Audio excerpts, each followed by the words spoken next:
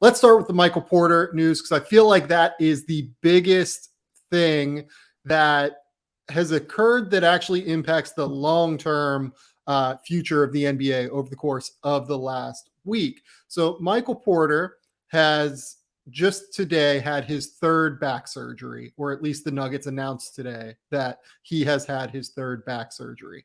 Obviously, with Michael Porter Jr., this has been a recurring issue going back to his days at Missouri. This is the reason he fell to number 14 in the draft. Teams did not love what they saw in terms of the future viability of his back whenever they got the scans and got his testing results and everything like that pre-draft. This was a guy that throughout his entire high school career was considered a likely top 5 pick, and then gets injured in his first game at Missouri against Iowa State, hurts his back. And he comes from a family as well, it's worth mentioning, that doesn't have the cleanest injury track record. Obviously, his brother Jonte has had multiple ACL tears. He has 2 sisters as well that were high-level college basketball players that have ACL tears as well. None of this stopped the Denver Nuggets from giving Michael Porter Jr. a 5-year, $172 million max contract earlier this fall, I guess it was. When you saw that Michael Porter had this third back surgery, let's start with it from Porter's perspective. I mean, this is a guy that averaged 19 points, 7 rebounds last year. After Jamal Murray went out, he averaged 23 and a half points, was unbelievable offensively, at least during that last little push. I mean, where do we think this leaves Michael Porter at this point? Because it just feels like an enormous question mark. Well, even before he left, and disappeared really for a few weeks while he was trying to figure out what was going on. Like, he wasn't playing that well, and I think we can now trace back. Like, the back probably had something to do with it. And even it's funny. Like the play that people point to is the transition dunk that happened against Houston. I think it was like very, very early in the game, and he gets a run out, and he tries to lift up off of his whatever. I thought he like pulled a hamstring or something. And people were like, oh my God, look at this idiot. He just screwed up this dunk. And I was like, that looks like a dude that's hurt. Like, that was his last play, right? That's the last time we saw him.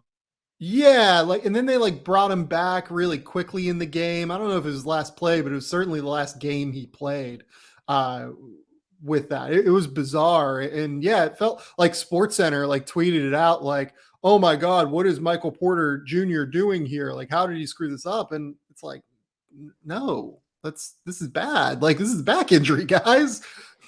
For a guy with a history of it, which is the big concern. But I mean, look, as somebody who's covering who covers really the top of the West, and I'm trying to figure out the title contenders, non-contenders, and just like the stratification of the West. And my first thought, now he's pretty much out for the year, and how careful they should be with it. Yeah. You knock Denver off. They were already teetering because we don't even know with Jamal Murray. I mean, theoretically, it could be an April-May return, but I think at this point, Denver organizationally probably needs to take a step back from this season. And as somebody like again who covers the West, knock them off the ledger for this season, and then you go longer term. And this is in the Porter lens, but this is also in just like the Denver title contention lens. And I do think it was a window, right? I mean, in the bubble, they're in the West Finals, and actually I thought played the Lakers pretty well in that series. And then even last season when they executed the Aaron Gordon trade, it was kind of their all-in move. And for that brief period before Jamal Murray gets hurt, actually in San Francisco, I was at the game. They actually looked like, they could be a challenger, and it ended up being a West that they probably could have won if they were full strength. Yeah. I mean, Phoenix won it. They're solid. We'll get to Phoenix, but I just you start to view where Porter's career might be going. The fact that we don't even know what Jamal Murray will look like when he comes back, and you start to get more concerned about just Denver's title window. Yeah, it's interesting. Like, I've been trying to figure out, do you write them off for this year or not? Because we don't know when Jamal Murray's going to be back, right? Like, the reports are April right now, if I remember correctly, which he tore it in April, May. It was very late in the season. I was at the game, and I know that was like, remember the regular season actually dipped into like mid-May last year. So it was, I think he probably had the surgery. Like, we could say late April, I think. Yeah, and I think that the recent reports, I think I saw this from Mike Singer with the Denver Post, that they're hoping for April 2022 is when he'll be back.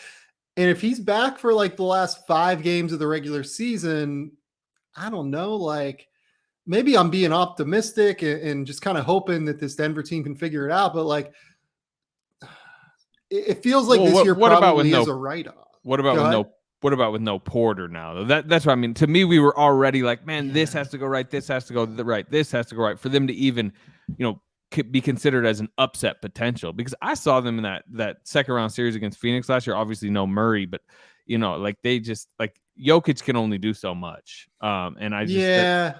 PJ Dozier just tore his Yeah. ACL. Not that that's some like catastrophic thing for the team, but it's just like the depth pieces and the fact that Murray can't. You know, if you were going to carve out a path for Denver to stun us and win the West, it would include like Jamal Murray playing like 38 to 40 minutes and like scoring like 28 a game or something in the playoffs. And that's just I mean, he was so good in the bubble, right? That was why they Yeah. got to the West Finals.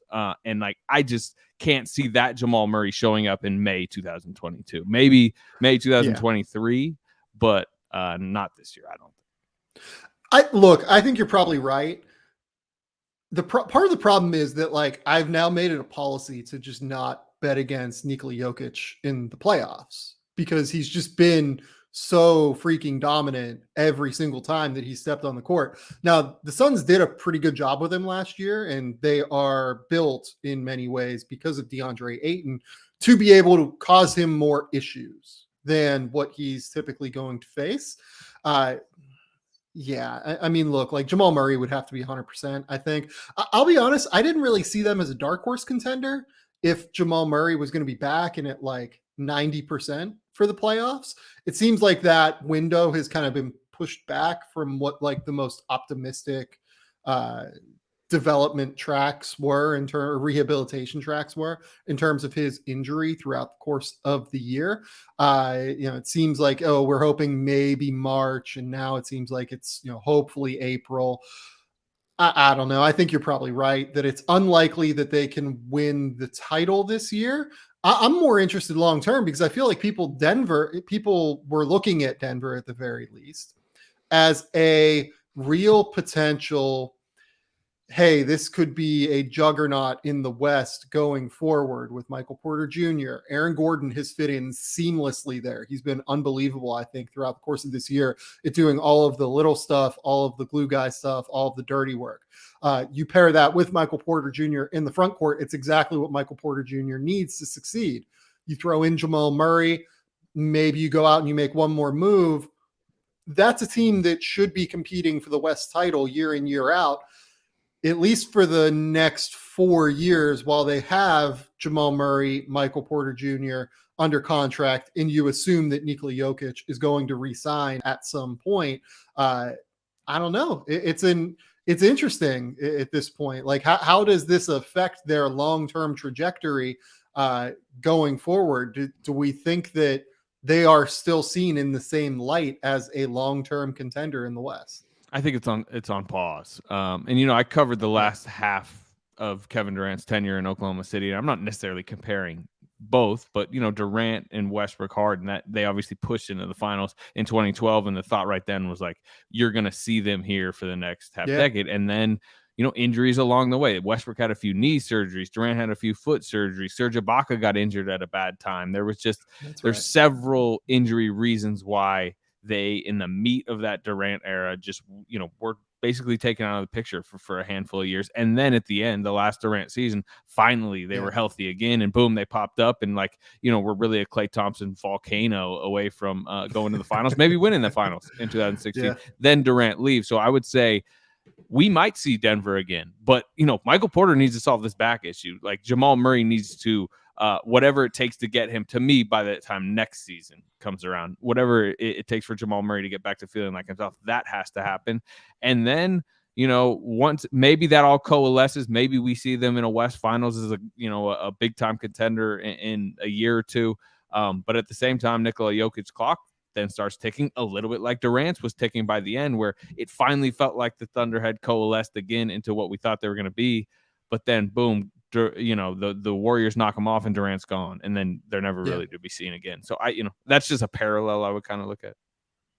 The thing with the Nuggets too, and this will be where we finish before we move on to the Bucks and Brook Lopez, because apparently today is back surgery day in the NBA.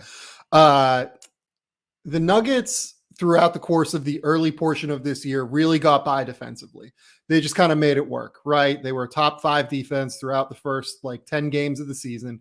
You look at the last 10 games of the year that they've played so far, I believe that'd be going back 3 weeks now. They're dead last in the NBA. They're allowing 116.2 points per 100 possessions in their last 10 games. And that's just not the way that they can live. They really need to tighten up defensively and then just hope Jokic can carry them home offensively. We will see if that occurs. Let's go to Brook Lopez and Milwaukee now.